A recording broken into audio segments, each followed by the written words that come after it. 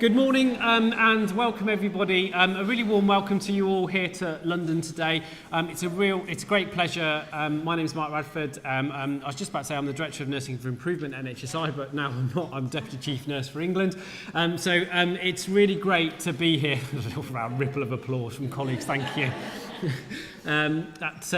It's great to have you here. It's really great to see so many people here as part of the conversation today in terms of learning more about our approach in relation to improving staffing across the NHS and kind of some of the conversations we are going to be talking about today are going to be really wide-ranging, and I'm really grateful for the team for really putting together a really kind of comprehensive programme, looking at all of the issues and challenges around workforce, people management, but also importantly, are you okay?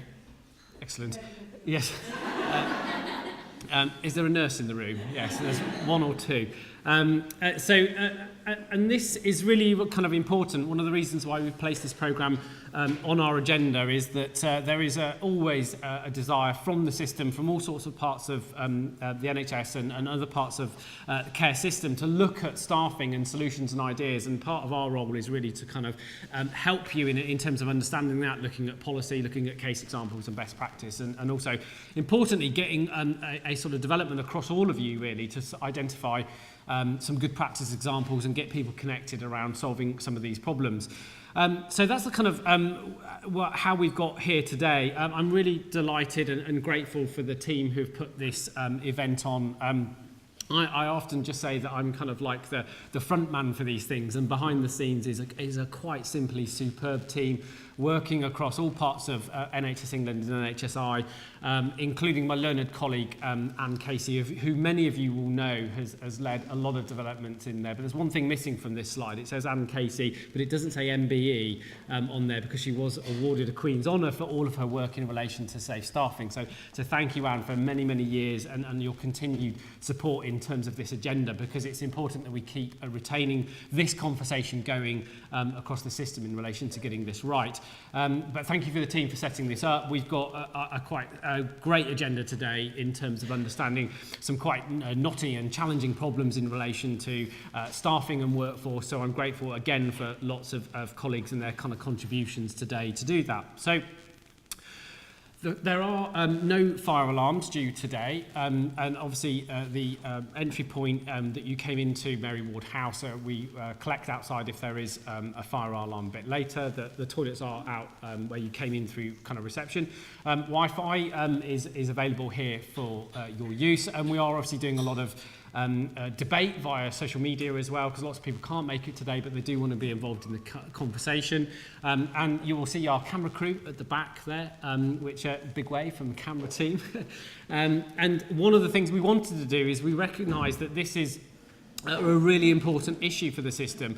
So we are live streaming this out today alongside our kind of social media channels, because we want to open up the conversation about this, but also the kind of nature of the conversations that we're having in relation to into staffing. So that's great. Room temperature, I'll be honest, we never get this right. It's either too hot, too cold. If it is a real problem at either end of that scale, we will try and sort that out. So please do let myself or the team know, and we'll try and sort that out. Refreshments are available, they'll be there. We do have some coffee and tea at the back, so please, if you do want to grab a drink in the middle of a talk, that's absolutely fine, please do that.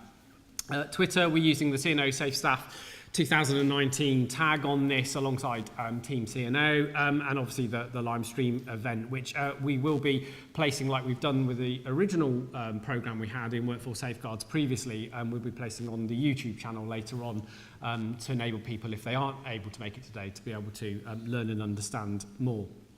Now, the agenda that's set out is largely been defined by lots of conversations we've had with people who are currently working or dealing with some of these issues and challenges that we have in the system. So what we've tried to do is bring that together in a sort of composite, really, that enables a number of things. One, to give you all of the information that we have in relation to understanding issues around workforce and workforce challenges, particularly focused in on some of the legislation that exists elsewhere in devolved nations, but importantly looking at policy that exists within within England, and also importantly what solutions and other ideas there are in relation to approaches in being able to do this. So I hope the agenda does that for you. We have identified that because obviously the live streaming approach that we're taking today, we are going to kind of take questions in bulk later on. So either do that through the social media tag or contact the team, and we'll be able to kind of aggregate those as well as also have an open mic session so you can kind of get what you need from doing that. But also we have built in breaks in there, so if you've got any questions of colleagues, any of the speakers, or again, importantly, any of the team, then please don't hesitate to do that. So the first talk, come in. Of course, I don't know. Can you get in the back? Of course you can. Yeah. Well, actually, what we always say is though that the last person who arrives does the first talk. I don't know whether that was for you. No.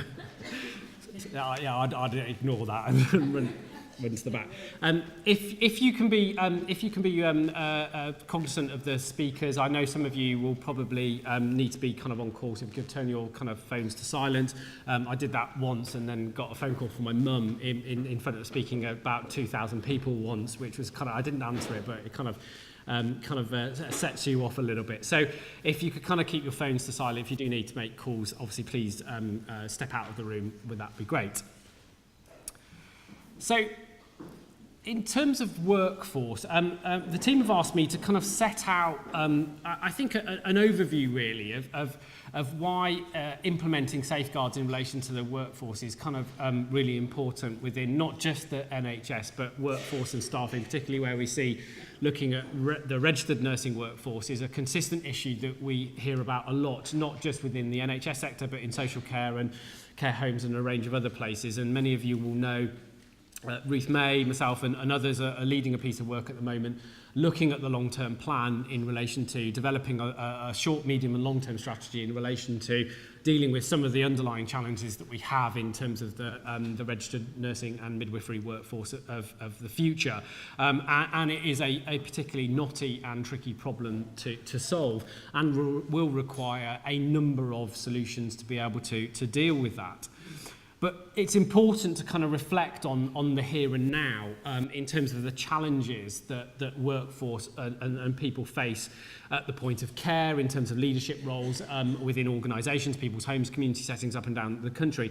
It is a really tricky problem, and many conversations I have with people from the system highlight some of the daily challenges that there are in relation to staffing. So, you know, I think it was helpful at CNO Summit. I mean, about 15 years ago, the NHS was dealing with something like 10 or 15 million contacts in a 36-hour period, and we kind of deal with that now in 17 hours. You know, the activity growth, irrespective of the sector you're working in, whether you're in acute or communities or working in people's homes, the activity growth and the demand profile of the need for healthcare has gone up considerably. And that's not a unique issue within the United Kingdom. We're seeing those sorts of patterns globally.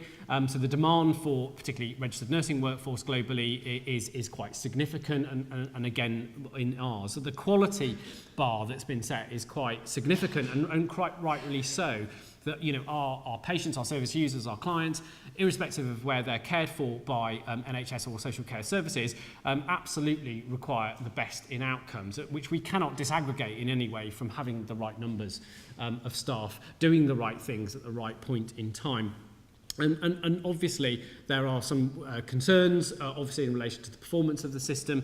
What I'm always heartened by is the kind of resilience of the system to continue to focus in on the right things even when we're going through quite significant change, but also importantly quite significant pressures. But we can't move away from the fact that there are quite significant workforce supply constraints at various different levels, most notably from a national perspective in relation to mostly around kind of nursing, but we know that there are branch-specific issues, particularly in mental health and learning disabilities, but also importantly other areas of clinicians that we have required within the service model. And we obviously have continued fiscal pressures associated with delivering the service that we require. So understanding those system challenges is kind of really important. And you know, even when I was a chief nurse, I did a blog very recently, and what was the thing that kept me awake at night? And it was often staffing. And that was at a time when staffing was in a slightly easier place than it was now. But trying to sort out the late shift, you know, went from 7 gaps over a 5-year period to 17 gaps to 37 gaps on a Friday to try and cover. So it is felt very much on the service line, exactly at point of care, these type of particular issues and what they mean and impact on staff. So it's kind of important to reflect where we are in relation to the kind of national data in relation to where we are. Also, this is published data in identifying. This is just provider sector alone, so it does cover acute, community, mental health and learning disabilities providers. It doesn't cover general practice, but I can kind of talk about that a little bit, and it doesn't cover social care, although we know that some of these pressures and risks are in existence all the way across that kind of system. So there is some variation in the number of registrant vacancies that we see across the provider sector. We often see the 40 to 41, 42 figure that's published many times. Our data is very consistent with that. There is a variation, of course. It ranges between roughly 36 and 42. There's some seasonality of that, depending on when registrants come out from courses, etc., depending on recruitment cycles and different quarters. But broadly, you know, we're operating around about an 11 or 12% kind of vacancy position across our registrant workforce. Now, what's important to say is a lot of this is covered off by temporary staffing solutions. So the majority and the bulk of this is being delivered by bank staff and also via agencies. I don't need to tell you, you do this day in, day out, but the majority of bank staff are your own existing staff on substantive contracts. So they're doing additional to their contract value. So in some cases, there is a double-edged sword. Bank is absolutely the right strategy. It's the right for outcomes. It's also right for, importantly, for sort of kind of fiscal management. But actually, there is a morale cost associated with that. There's a pressure cost associated with that. And we're very cognizant of the fact that actually we do need and will require some level of temporary staffing solutions in the short, medium, long term. The issue is getting to a sustainable position where those pressures aren't mounted on a smaller group of staff. The challenge, though, for me has always been, I used to set a threshold as the chief nurse of my organisation that at a 5% vacancy rate, I would start to see emerging operational pressures, whether that was through staff experience, whether that was through financial pressures. If we got to 8%, within the organisation, that was my upper threshold limit associated with what I would see as serious operational issues. And when you started to look at the mechanics of that in terms of what a vacancy position is like against a sickness position versus the annual leave requirements, the headroom available, when you start to kind of add all of these things up, there was some science behind my assessment on that. But what we would see at that point is we would see largely increasing amount of gaps appearing within the system, and also the requirement to use other solutions to solve that kind of problem. We would also see a correlation associated with increasing what I would say other pressures such as sickness and issues associated with staff experience as well. So to operate at kind of 9, 10, 11% vacancies and the kind of regional variation in relation to the vacancy position is quite interesting. Highlights that actually this is not unique to one sector within particularly the NHS provider sector. It's reciprocated across lots of different areas in itself, and we have got hotspots up and down the country associated with some of those challenges. And likewise, we see quite significant variation in lots of other metrics when we look at our kind of in kind of our workforce. So when we look at various different sectors, we find out there is quite a significant variation associated with things like sickness absence rates. There has been quite an interesting shift in change in relation to those. This is obviously all staff, but you know, we know that again, there are differentials associated with different members of the healthcare team, and I think that's really kind of important to understand. So this is a really kind of helpful graph really, and it kind of splits out absence rate associated with sickness based on agenda change banding. This is national data, and kind of does show something that we would probably all intuitively understand, is that depending on which grade you are, it depends on necessarily your kind of sickness absence rate. Now that is a correlation, it's not causation, so one needs to be mindful of the fact of understanding the underlying drivers and issues for why those staff might be, particularly in terms of burden of workload and demands on them, as well as also kind of things like shift patterns and rotations and other things. So there are some other data sets that we know intuitively impact on this. So it's important to kind of reflect on the fact that actually we need to understand our workforce better. And often, and this is a real challenge for me, I've been having this conversation very recently, that often our response, particularly when we're looking at some of the issues associated with sickness absence, is to create what I call the paradox of control. I've stolen that from somebody, but I can't remember the reference. But the more problem you have, the more control you try and exert on the problem, the less control that you end up having. So sometimes the grip and control that's put into kind of sickness management actually sees sickness absence rise, rather than truly understanding the underlying drivers for that, be they physical health needs, mental health needs, or other issues and drivers itself. So the kind of answer is, well, actually go away and look at the data, but really deeply understand what that potentially means. But in terms of kind of wider pressures, one of the issues we've been focused on nationally, looking at the data, has been particular issues in relation to kind of retention of our clinical staff. And there is an ongoing challenge associated with delivering change in relation to retention. It is one of the short-term levers that we have available to support organisations in doing that, and we can see both clinical staff and registered nursing staff, the turnover rates and leaver rates have gone up quite considerably. Now, these shifts are relative in 1% and 2%, but these are national data sets. These are tens of thousands of individuals leaving the system. So when we look at our workforce on that scale, these are the kind of particular challenges that we face. And we do have some real interesting challenges when we start to look at clinical staff turnover in lots of different areas. There is a particular challenge both within our registered nursing workforce, but also within allied health professions and also our support worker workforce. We have a bigger particular challenge with mental health and learning disabilities than we do in other sectors. So there are some sectors around this that are particularly important to understand. Now that kind of gives the context. Sorry, I kind of gave you a lot of data there, but it's kind of important to kind of set the backdrop to this and some of the particular challenges that you reflect within your own clinical work. But importantly, how that is magnified up onto kind of a national stage and scale, and what those kind of implications might be. So staffing policy, and goodness me, this is kind of a knotty problem. And I know when I step off stage, my Twitter feed will be lined up with lots and lots of comments around, why don't we do X, why don't we do Y? And landing policy around and staffing is a really good one. And I know one of the questions I was asked last night, well, what is safe and what is not safe? And is one less safer than another? And so some of these things are really important to understand. And so the history of this is quite important. The kind of concept around defining this sat within the original policy of leading change and in value under Commitment 9, having the right staff in the right place at the right time. This led to the development of the Safe Sustainable Staffing Improvement Programme, led centrally by Jane Cummings and Ruth May, which actually looked through the National Quality Board to set out the kind of principles within how to do that, which was focused on making sure that we had appropriate measurements in place, that we identified improvements, we introduced measures, particularly looking at a triangulation methodology, and set out some very, very clear expectations. And I'll come back to that in a moment because that's kind of important.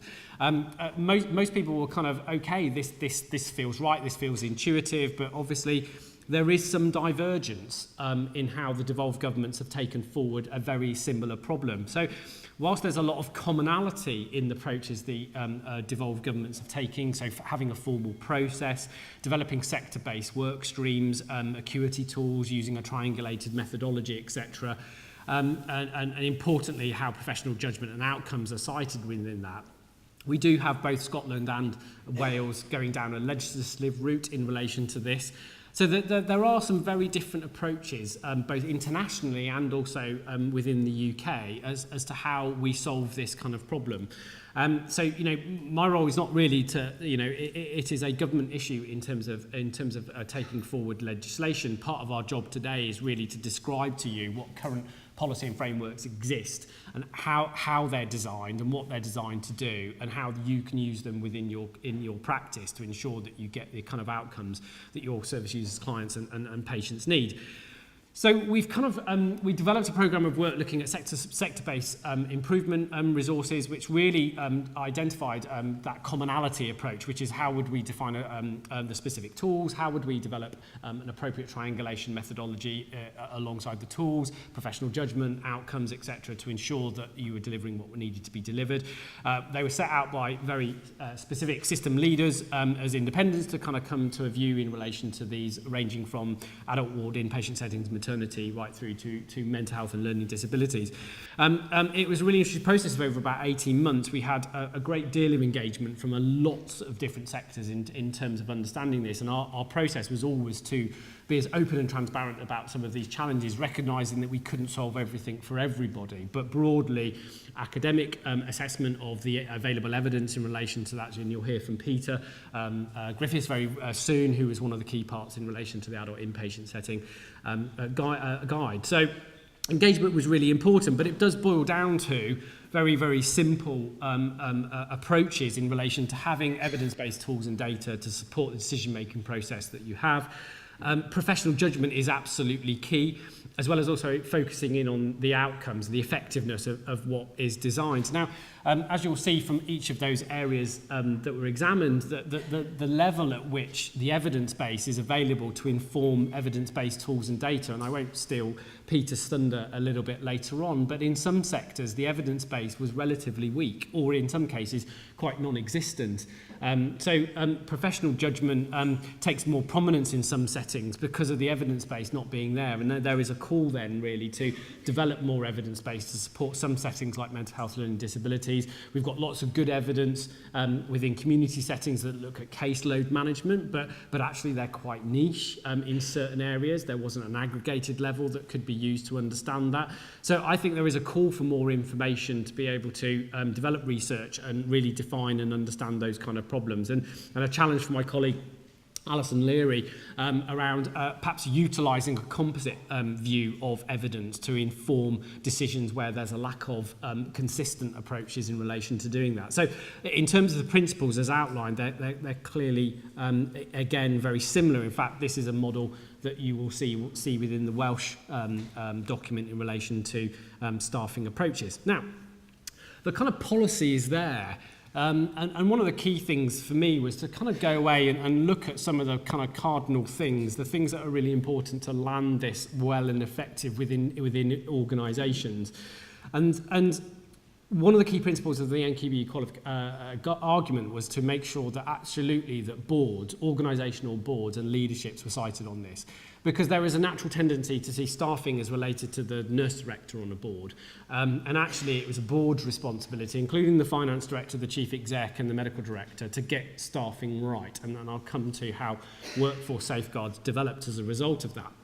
Through extensive assessment, we've done a lot of work in really going and supporting organisations, understanding boards, and this is kind of, these were kind of my take-home messages in relation to what does good look like when we look at board governance. And these were kind of reflections on what we found in the system, which is that some of our best trusts in relation to managing this problem do a number of things, which is that they don't look at professional groups in isolation, they think about the team. But when I come to some of the evidence, you'll probably, that might challenge you a little bit. But very few do this. Very few people see the fact that the service and the people that work in it work together, and rather than necessarily defining safety by the fact of one profession versus another. So it's important to think about the composite of the workforce. We often miss out areas. We in some cases, are kind of overly focused on wards in hospitals. We don't necessarily think about in people's homes or in community settings, and we certainly sometimes have a myopia for parts of organisations where we don't do. So things like operating theatres, outpatients, radiology, etc. sometimes often get overlooked as part of these assessments, and that needs to be dealt with. The use of tools is really important. You know, using the tools to clearly triangulate other data is really kind of important. And actually having a clear link for outcomes is really key, both not just in terms of clinical outcomes, but operational and finance performance. And a clear process from ward to board that really does enable you to articulate that. And at time at board to discuss that, and again I'll come on to some of the data behind that, and having a rationale and an approach. We will always have parts of an organisation, parts of a system that will be under particular pressures for a variety of different reasons, but understanding importantly the risk you hold in those areas, and importantly the actions that needed to be delivered as a result of that are really kind of important. You're not going to believe that, are you? You really are not going to believe that. I did genuinely turn that off. How embarrassing. Have I blushed? Yeah. Good. And quite right too, as well. And that's now being beamed over the internet. Fantastic. No, it wasn't actually. It's the head of director of patient experience at NHS England, Neil. One of the key things is to go and kind of test that. So we all know what the kind of principles are. So this is an audit we did of board papers. This is your publicly held board papers. This was a sample. It wasn't every single board paper.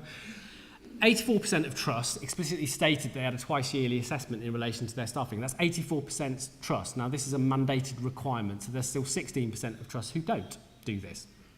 84% of them, i.e. 100% examined nursing, none examined medical staff, none examined AHP staffing, half roughly examined midwives and half roughly examined paediatric nursing. The areas of focus, surprise, examined wards, very little in relation to kind of outpatients, theatres and radiology. So again, the kind of data is highlighting, we know kind of how to go about that, but how we land that is kind of important. And interestingly, only a quarter of the organisation sampled used the appropriate tool across all of the domains of practice they had within those organisations. The remainder used some tools, but they were inconsistent in their approach to theirs. And in 3 trusts, we found no evidence of any tools at all being used. The decision was staffing was safe, but we could not determine how that decision had been made. Now, trusts were reporting things like fill rates and CHPPD. 50% had a trust fill rate target, interestingly, which actually ranged between 80% and 95%. So again, in terms of where things sat, the appetite of risk in organisations was very, very different. And 84% linked this to quality metrics, which again is positive with thinking about outcomes, but again isn't necessarily clear. But only 25% of the trust flagged those risks linked to their risk registers, which is fascinating, considering that workforce must be the highest priority risk on much. It was on mine, But actually, interestingly, only some of... So this is the ward-to-board element, which is understanding those risks, those fill rates, those issues that you experience on a ward environment, how they translate back up to your strategic board assessment framework and the other risks in terms of the delivery of the business is kind of interesting to do. Interestingly, 100% of trust, the CNO or the chief nurse or director of nursing was the primary holder of the responsibility for staffing in that organisation, even though the messaging has been consistently about it's a board decision. And when we had a look at the board minutes, only 16% of trust, there was no board discussion whatsoever in the minutes in relation to the board report. And in 60% of trust, there was no minuted action, even though risks had been identified. So kind of, I put this out there because, we know what the kind of the policy space says in relation to this, but importantly, how are boards taking accountability and responsibility for that, and how does that represent the issues and the risks that are held on the front line at the point of care in relation to these issues. So why was developing workforce safeguards? Because recognising the complexity of the policy space, we had enough information available to support people in clinical practice. But what we recognise is a number of things. These tools were often, and these processes were often inconsistently applied in organisations. We had some organisations that would take a tool and change it and wonder why the outcome was different to their neighbour, or apply a tool in a very different way. So they would take the adult inpatient tool and they would apply it to maternity setting with some changes. Rather than use birth rate plus. So we had some real contradictions and inconsistencies in approach. But as you've seen, therefore, as it goes up through the organisational hierarchy, some real challenges in relation to how that was understood at board level. So developing the workforce safeguards document was really kind of a sentinel moment for us in time to bring all of that back into space, recognising some of the challenges that existed within the system, but importantly, how we could leverage that benefit into to do that. So It builds on the existing guidance of right staff, right skills, right time in relation to the NQB guidance, but really it aimed to strengthen the accountability across all staff groups and not just focusing on just nursing. It included a range of new recommendations in relation to the governance process for wards to board, and absolutely make sure that it promotes consistent approaches and supports the fundamental standards that you are assessed against under the CQC domains. So it was trying to pull those strands together to provide kind of insights to boards on what to do and what not to do, but importantly, how we could kind of help regulate that kind of space, but importantly, how to help others get to the same standards we know that some of our best organisations were at. So certainly trusts are absolutely must use the triangulated evidence-based tools, using professional judgment and outcomes in the decision making. And that needs to be both symbolically represented in how that's presented to board, and therefore the way the boards are discussed, and not necessarily disaggregated, because that in some senses doesn't mean that actually you can come to the right decisions about where you hold risk within the system. We are absolutely, and this year, providing assurance by making sure that organisations go through a set process. And they must formally decide at what point that they have been through that process, define that they've been through that process, and also publicly assure themselves through an annual governance statement that is in place, which will start from April of this year. Now, it's a relatively simple thing to say that an organisation has been through a process to do that, but that's really important based upon what we know has been some inconsistencies in the application of this. So it's partly around strengthening some of the arguments I'm sure you're all making, but importantly, giving clear sight to the board on terms of their role and responsibility.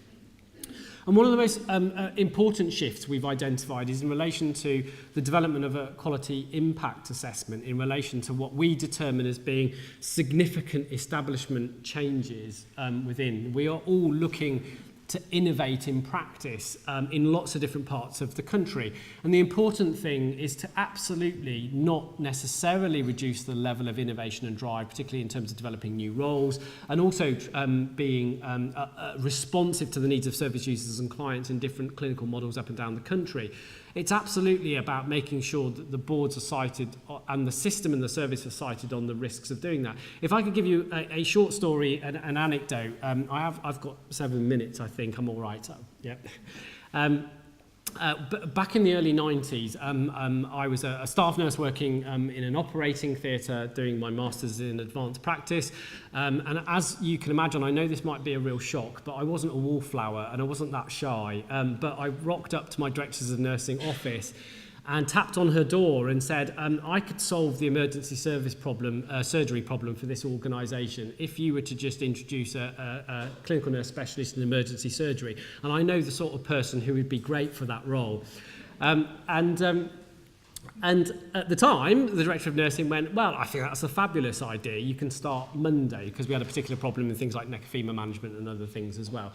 But one of the key things that director of nursing said to me is that we have to understand the risks of doing this, both politically for patients and from the system. So I developed a massive audit and comprehensive assessment program in relation to the introduction of this role. Now, there were two parts to this. One, within about 8 weeks, we'd identified significant improvements in the system management, but also importantly outcomes for patients, all of which I ended up publishing in journals. But it always struck with me that with any change in clinical practice, in changing how the workforce works, there are a number of risks that we absolutely need to understand. And whether that's moving advanced clinical practice, whether that's changing the dynamic between registrants and other support staff in those kind of environments, it's really important to understand that actually this doesn't stop that process. It enhances it by making sure that that the evidence base is there to support its validation, but importantly, if any risks emerge, and they can do, that those risks are in some way understood. And if those risks are great, then the kind of intervention could be paused. And that's really kind of important. So from April, we'll be, and we've started to see examples emerging now in terms of skill mix changes within organisations. And this isn't stopping any of those. It's actually giving a greater granularity and understanding of those issues in relation to how that will work.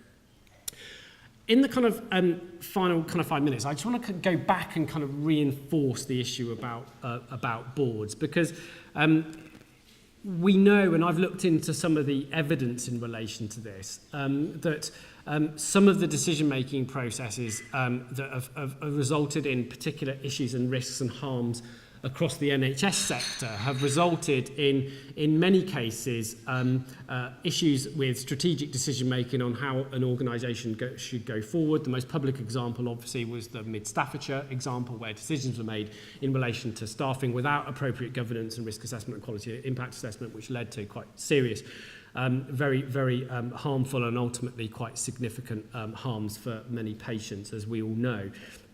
But the issue is about tying that decision-making to experts in the field, the subject matter experts, to make sure that there is a voice to allow that to happen. But importantly, the process by which that goes through is understood. And one of the things that I used to do quite a lot with my board as the chief nurse was every single year, prior to going to full board, public board, in relation to the annual assessment, in relation to what we determined was our staffing for the coming year, the risks that we held, etc., was to take the entire board with the subject matter experts from the service with the non-exec directors, precisely what was the evidence behind our decision-making process. And after that process is absolutely sitting down with individual leaders and agreeing what that process might be, but that had to be based upon understanding both the statistical evidence, the strategic tools, the triangulation approach, and to get board to understand and accept, importantly, the decisions we were making as a collective, but importantly, the acceptance at the board of the risk that we held, either in parts of the organisation or as a composite of the entire workforce. So that led to an understanding about where the risks were within our organisation, importantly where our focus of effort was, to ensure that things were safe and effectively delivered. And that led to lots of examples about through that with the non-execs and other executives, we would support parts of the organisation that were struggling, rather than necessarily performance manage them, because most of these problems were composite. Even when we had two wards as an example, both with equal and similar staffing levels that had been defined by the SNCT system, you could find quite wildly different outcomes for those environments, different experiences for patients and different experiences for families and staff. And so the broader assessments were things like leadership, was infrastructure, was support mechanisms. So it opened up a broader conversation of challenge and understanding that the board could deal with, rather than just often a very binary approach of, well, it must be fine because we've got X number of staff in that environment, which is often not what boards will often look to see otherwise. So it's kind of reinforcing some of those. But it's also about analytics and board support, but also understanding organisational impact. And one of the key things is making sure that, I will use a name, I won't do this publicly, I had a wonderful ward manager, Ward 30, Barbara Preedy, and she was so experienced and understanding that we used to use her a lot to go and support more junior ward managers in times of challenge and particular issues. And what was important about that was not see one part of the organisation as struggling, but actually seeing one part of the organisation that needed help and support. And we would bring the resource around to support that. And Barbara did that many, many times for me with her kind of valued experience. So the final slide to finish on is really kind of reinforces how that kind of worked for me, is understanding the kind of strategic context that you were operating in, and try and translate that down to an operational basis in terms of how we worked. So that's how kind of the workforce safeguards really started to emerge for us as a concept, which is that as a strategic board member, you have got many people and many things to try and solve in terms of where is your organisation going, how does that fit into ICSs and STPs, what is the system requirement, what is the demand on the workforce, what can be innovated, what can be done. There is also assurance through lots of different mechanisms and people that as a board you have to make sure that you're providing that assurance. But on the flip side, that needs to translate down to how you set your establishments, how you set your appropriate budgets, how you deliver operational delivery plans on not just a 1-year cycle, but a 3-year cycle. Why is ophthalmology expanding over the next 3 years? Because the ICS want us to take on a hub and spoke model. What sort of ophthalmology nurses we need, or optometrists? These are the kind of decision making that comes down from those strategic intentions that lead to changes in terms of the approaches we absolutely need to take in doing that, in terms of setting both service and clinical pathway decisions. But importantly, and this is where perhaps a lot of people in the audience might be in this space, is the operational nature of that, is how do we determine and understand what's right for the patient and the system? But importantly, on a shift-by-shift basis, what is the outcome aimed to be achieved, but importantly, what is the deployment requirement, and therefore what are the outcomes to be required, how that can be delivered both in terms of contracts and deployment through use of e-rostering systems as an example, but most importantly, risk management is understanding that the risk is held. And that's the kind of ward-to-board element which I'll kind of finish on, which is that you can aggregate those kind of risks up and understand them at board level, but you might have a shift-by-shift change on risk. In terms of how it's being led, the number of staff available to deliver that, the acuity of the patient that present, the variability of that. So that sort of dynamic model is something I know that many of you in this audience will operate.